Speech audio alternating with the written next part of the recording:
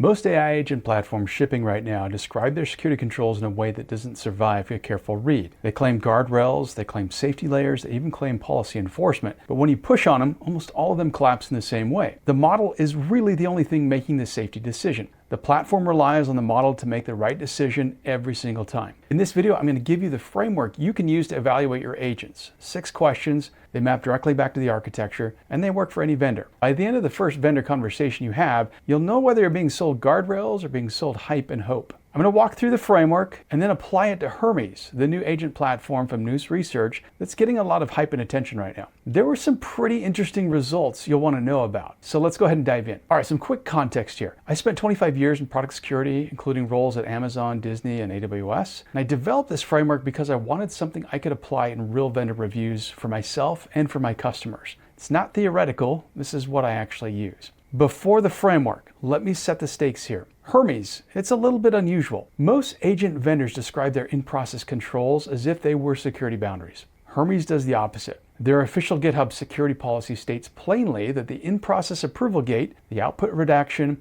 and the skills guards are not security boundaries. OS level isolation is. That one sentence is refreshingly honest. And frankly, I haven't seen very many other vendors take that approach. The closest analogy is probably the AWS Shared Responsibility model. AWS doesn't claim to secure what's running inside your EC2 instances. They draw the line at the hypervisor. Customers own OS patching, IAM, network controls inside the VPC, etc. And Hermes is kind of doing the same thing for agents. They tell you where the real boundary is, they tell you that the in-process controls are conveniences, and then they put the hardening back on you. So CISOs who understand the AWS model will recognize this pattern immediately. The honesty doesn't solve the problem on its own, it just makes your job clearer without giving false hope. So there's 6 questions here. 5 of them are architectural. They ask what the agent does. The final one is operational. It asks what the vendor does with your data. Here they are: trust boundary, independent control layer, tool authorization, data egress, audit trail, and data custody. Let me walk through each one, and we're going to grade Hermes as we go.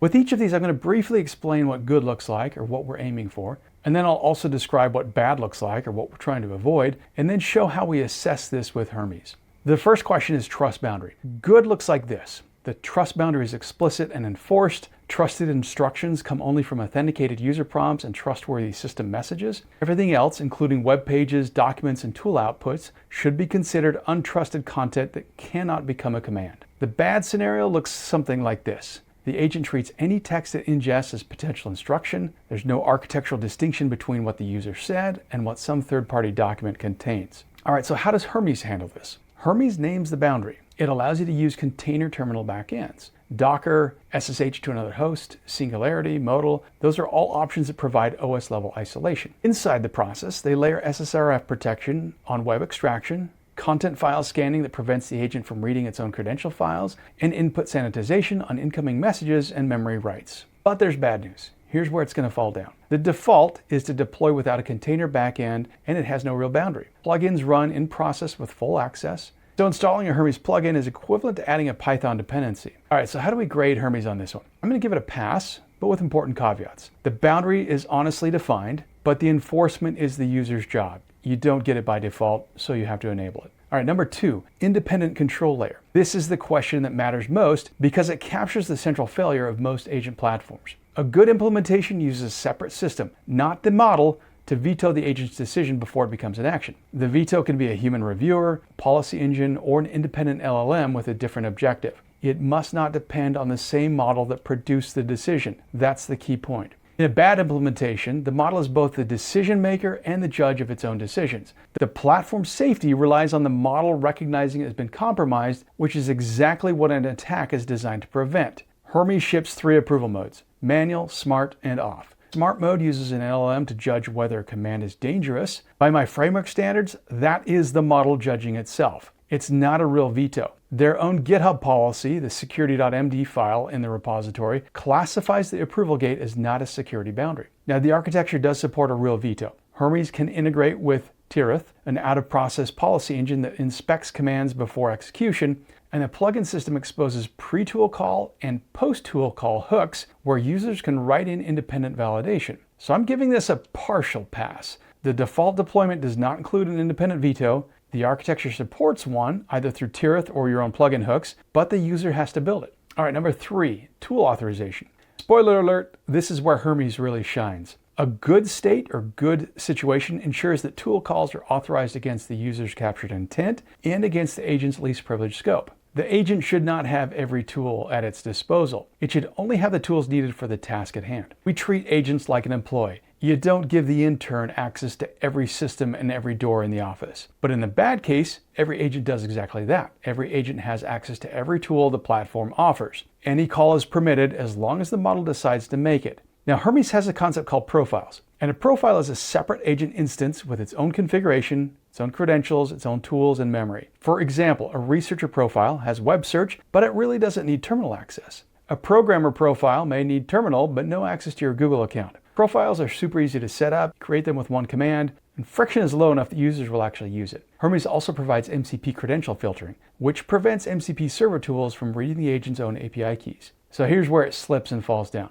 There's really no native concept of captured intent at the task level. Once a profile has a tool, the LLM can call that tool for any task within the profile. The architectural primitive is there at a high level, but it doesn't work for task level. So I'm going to grade this a partial pass. Strong on least privilege, but weak on captured intent, but it has a pretty solid tool authorization story among the agent platforms I've evaluated. Number 4 is data egress. This one requires some careful explanation. The good case that we're aiming for is all outbound destinations are governed by an allow list enforced outside of the model, independent, per user, per task, per data class. The model can't rewrite or expand the allow list by itself. The negative or bad case is the agent can send data wherever the model decides. The only egress control is to trust the model and the decisions it makes, which of course isn't an actual control. Now, Hermes does not ship a native outbound allow list. SSRF protection blocks private IPs on web extraction. Cross-session isolation prevents one session from reading another's history, but the gold standard, an enforced allow list outside the model, is not present in Hermes.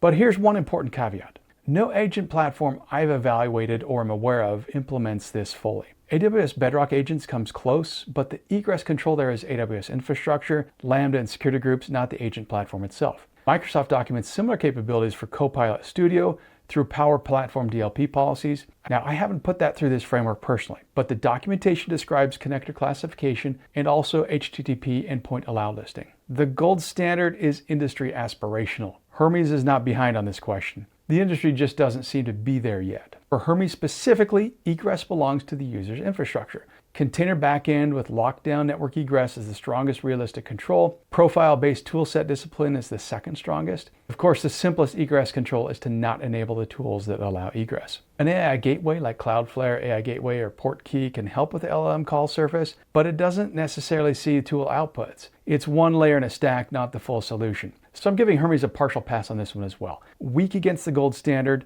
at par for the industry baseline, manageable with the right compensating controls. All right, number 5, Audit Trail. The good case that we're aiming for here is that the platform logs the actual tool calls with their arguments, their responses, and the user stated intent. And the stream can't be rewritten or suppressed by the model. It enables you to conduct a post-mortem reconstruct of events without trusting the agent's self-report. Now, the bad scenario here that we want to avoid is the platform logging whatever the agent narrates about itself rather than what actually happened. When the agent is compromised, the logs are compromised too. Now, Hermes stores all sessions in a SQLite database with full text search. Sessions can be listed, exported to JSON-L format, and inspected, so the infrastructure for forensic review absolutely exists. But rather than grade this in the abstract, let me show you the commands to evaluate it yourself. First, from the command line, you'll run Hermes sessions list. That shows the inventory of every session the platform has captured. Second, pick the session ID that you care about and run this command. Hermes sessions export with the name of the file you're going to export to, -- session ID, followed by the ID that you care about. That's going to dump the full message history for one session to a JSON-L file. Open it and you'll see every user message, every assistant response, every tool call with its arguments, every tool result, token counts, and timestamps. That's what your forensic team will read after the incident. Take those 2 screenshots into your team, compare what Hermes captures to what your organization's audit and forensic requirements demand. If the captured fields meet your bar, the audit trail story is strong. If they don't, you know exactly where the gap is. So I'm giving it a pass with a condition. The infrastructure exists. Whether the captured fields meet your organization's requirements is a question for your team to determine. All right, number 6, data custody. The only operational question in this framework. And it has to do with this question. What does the vendor do with your data? The good case, the case we're looking for, is your data is encrypted at rest. It's isolated from other tenants by controls appropriate to the sensitivity of that data. It's excluded from training data unless you expressly opt in. And deletion requests are honored and auditable. So here's the bad scenario. Data flows into the vendor's training pipeline by default, regardless of your preferences. It shares storage and other resources with other tenants with soft isolation practices. There's no clear deletion guarantee. And that one's probably because they don't know all of the places where your data could be. Hermes simplifies this question a lot. Hermes is open source software that runs on your machine. Nous Research doesn't host your data unless you opt into a Nous Cloud service. For the default deployment, custody is yours. That question shifts the moment you add a cloud memory provider or a model. Something like Claude, OpenAI, Grok, Gemini. Make sure you're confident with the way they handle your data. The same thing goes for the memory providers you can use. Honcho, Mem0, RetainDB, Supermemory. Each is a separate vendor relationship with its own custody policy. Evaluate them independently. So I'm giving it a pass for the default deployment. For cloud memory providers and Nous Cloud services, evaluate each separately. That diligence is on you, and it's the caveat to this rating. All right, so here's the final Hermes report card. 6 grades on a pass, partial, or fail scale. Trust Bounder was a pass, but remember it requires you to set up the container backend. Independent control layer was a partial. The architecture supports independent veto through Tirith and plugin hooks, but the default deployment doesn't include one. Tool authorization, also a partial. It's strong on least privilege through the profiles it provides, but it's weak on captured intent at the task level. Data egress, also a partial. There's no native allow list here, so make sure you compensate with container network policies and toolset discipline. Audit Trail, that's a pass, it has it. But whether the captured fields meet your audit requirements is a question for your team. And finally, data custody. It's a pass for local deployment. Cloud memory providers need separate review though. 3 passes, 3 partials, 0 failures. So to sum this up, Hermes is the most architecturally honest agent platform I've evaluated, and it's a strong candidate for a CISO to consider, if and only if it's deployed with hardening. So if you're evaluating Hermes for production, here's the minimum hardening stack. 1. Implement a container terminal backend. Docker or one of the alternatives, lock down with network egress at the container level. 2. Use a profile per task. Use that least privilege architecture that they give you. 3. Use a hook-based validator. Build the independent control layer the default deployment doesn't include, and you'll be much happier in the long run. 4. Explicitly review any cloud memory provider before adoption. Each one is a separate vendor risk decision, and each one deserves its own review.